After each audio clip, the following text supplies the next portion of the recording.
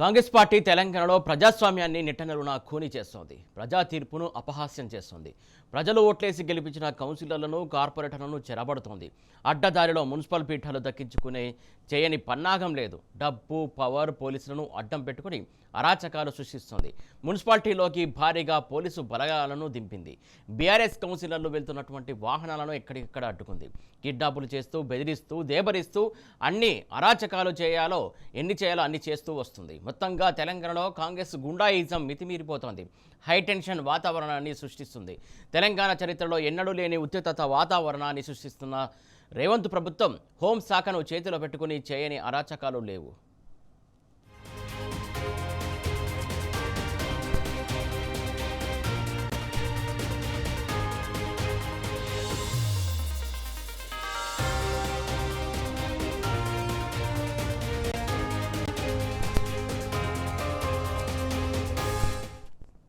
Municipal corporation chairman, mayor ఎన్నికల ప్రక్రియలో Congress party బరి తెగించింది. పోలింగులో యథేచ్ఛగా అక్రమాలకు పాల్పడినట్టే పీఠాలను దక్కించుకునేందుకు దొడ్డిదారణ గద్దెనెక్కేందుకు యత్నించింది. ముఖ్యంగా హంగు ఏర్పడినటువంటి చోట్ల అరాచక పర్వానికి తెరలేపింది. అర్ధబలాలతో బల్దియాను కైవసం చేసుకునేందుకు కుయుక్తులకు దిగింది. కొందరు పోలీసులు ఆ పార్టీ గూండాల అండతో రెచ్చిపోయింది. బీఆర్ఎస్ ఇండిపెండెంట్ కౌన్సిలర్లు, కార్పొరేటర్లను దారికి తెచ్చుకునేందుకు సామధాన భేద దండోపాయాలను ప్రయోగించింది. స్వతంత్రుడు, బీఆర్ఎస్, ఇతర పార్టీల కౌన్సిలర్లను ఇష్టారాజ్యంగా ప్రలోభాలకు గురి చేస్తుంది. పెద్ద మొత్తంలో డబ్బు ఆశ చూపుతూ పట్టపగలు ప్రజాస్వామ్య హననానికి ఒడిగట్టింది. సంగారెడ్డి జిల్లాలోని పలు చోట్ల ఏకంగా బీఆర్ఎస్ నుంచి గెలిచినటువంటి వారిని కిడ్నాప్ చేసి రాజ్యాంగ విలువలకు పాతరేసింది. అర్ధరాత్రి వేళ మఫ్తీలో ఉన్న పోలీసులను బీఆర్ఎస్ క్యాంపుల్లోకి ఉసిగొల్పి భయభ్రాంతులకు గురి చేస్తూ ప్రజాస్వామ్య ప్రక్రియకు తిలోదకాలకు ఇచ్చింది.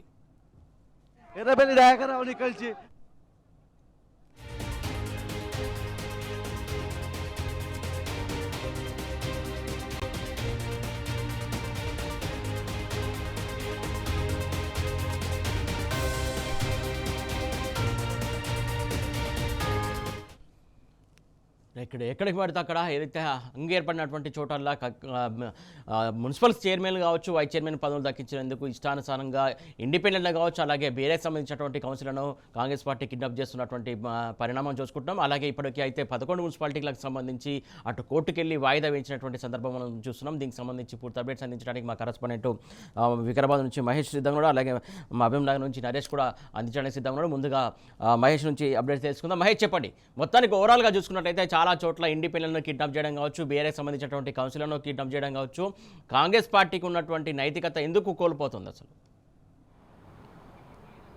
సురేష్, ముఖ్యంగా చూస్తే మున్సిపల్ ఎన్నికలకు సంబంధించిన నోటిఫికేషన్ విడుదలైనప్పటి నుంచి కూడా కాంగ్రెస్ పార్టీ అరాచకాలకు పాల్పడుతుందని బీఆర్ఎస్ నేతలు ఆరోపిస్తున్న పరిస్థితి కనిపిస్తూ ఉంది. నోటిఫికేషన్ విడుదలైనప్పటి నుంచి కావచ్చు, నామినేషన్లు దాఖలు చేసే సమయం కావచ్చు, ఈరోజు జరిగిన వైస్ చైర్మన్ ఎన్నికల సందర్భంగా కూడా కాంగ్రెస్ ప్రభుత్వం అరాచకాలు క్రియేట్ చేసిందని కూడా ఇటు ప్రజలు కూడా చర్చించుకున్న పరిస్థితి కనిపిస్తూ ఉంది. ఇక అటు ఎన్నికల నామినేషన్ వేసే సమయంలో ఇటు బీఆర్ఎస్ చెందిన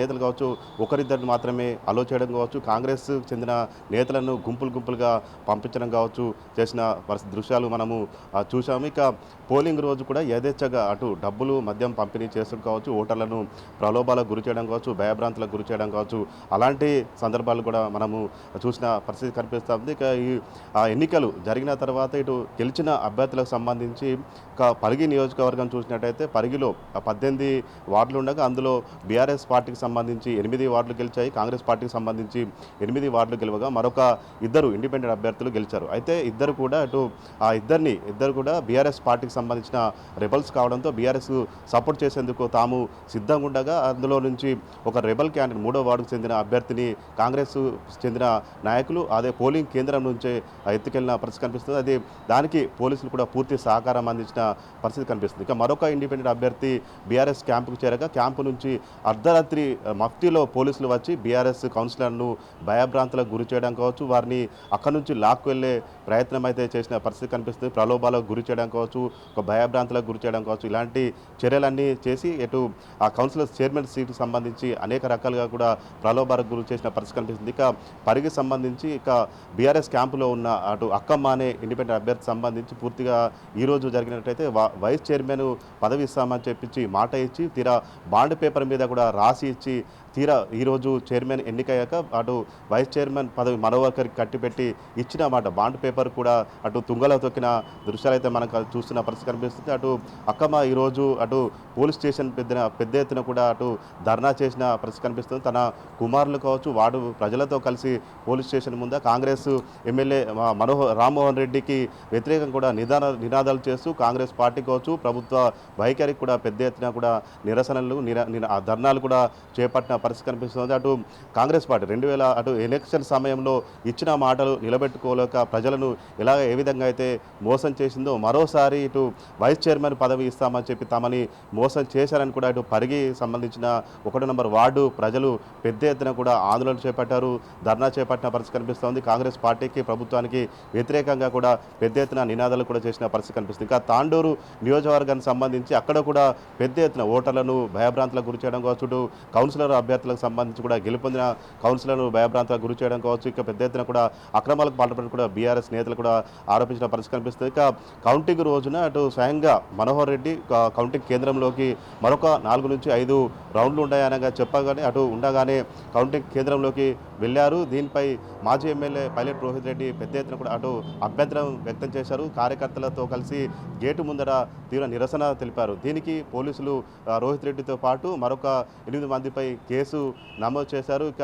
ఇలాంటి అక్రమ కేసులు ఖచ్చితంగా ఎదుర్కొంటాము, ప్రభుత్వ వైఫల్యాలను కావచ్చు, ఇటు రాజ్యాంగాన్ని ఉల్లంఘిస్తున్న ఎన్నికల కోడ్ ఉల్లంఘిస్తున్న మనోహర్ రెడ్డిని ప్రశ్నిస్తే తమపై కేసులు పెడతారా, కౌంటింగ్ కేంద్రంలోకి ఎమ్మెల్యేను ఎలా అనుమతిస్తారంటూ కూడా రోహిత్ రెడ్డి ప్రశ్నిస్తున్న పరిస్థితి కనిపిస్తూ ఉంది. ఎమ్మెల్యేపై ఎందుకు కేసు నమోదు చేయరు, ఎన్నికల అధికారులు ఎలాంటి చర్యలు ఎందుకు తీసుకోవట్లేదంటూ కూడా వారు ప్రశ్నిస్తున్న పరిస్థితి కనిపిస్తూ ఉంది. ఇక మొత్తంగా చూసినట్టయితే ఈ మున్సిపల్ ఎన్నికల్లో కాంగ్రెస్ ప్రభుత్వం అటు పార్టీకి సంబంధించి పోలీసులను అడ్డం పెట్టుకొని కావచ్చు అధికార దుర్వినియోగం చేసిందని కూడా ఇటు బీఆర్ఎస్ నేతలు ప్రధానంగా విమర్శిస్తున్న పరిస్థితి కనిపిస్తున్న ప్రజలు కూడా చూస్తున్నారు. ఖచ్చితంగా అటు సర్పంచ్ స్థానిక సంస్థల ఎన్నికల్లో అదే చేశారు. ఇప్పుడు మున్సిపల్ ఎన్నికలకు సంబంధించి కూడా ప్రజలను భయభ్రాంతులకు గురి చేయడం కావచ్చు, దొంగ మాటలు చెప్పడం, మాయ మాటలు చెప్పడం కావచ్చు, అటు సాధారణ ఎన్నికల్లో జనరల్ ఎన్నికల్లో అటు 6 గ్యారెంటీలు 420 హామీలు చెప్పి అధికారంలోకి వచ్చారు. అది ఇంతవరకు అమలు చేయలేదు. మళ్ళీ మున్సిపల్ ఎన్నికల సందర్భం కూడా మళ్ళీ అవే మాయమాటలు చెప్పడం కావచ్చు,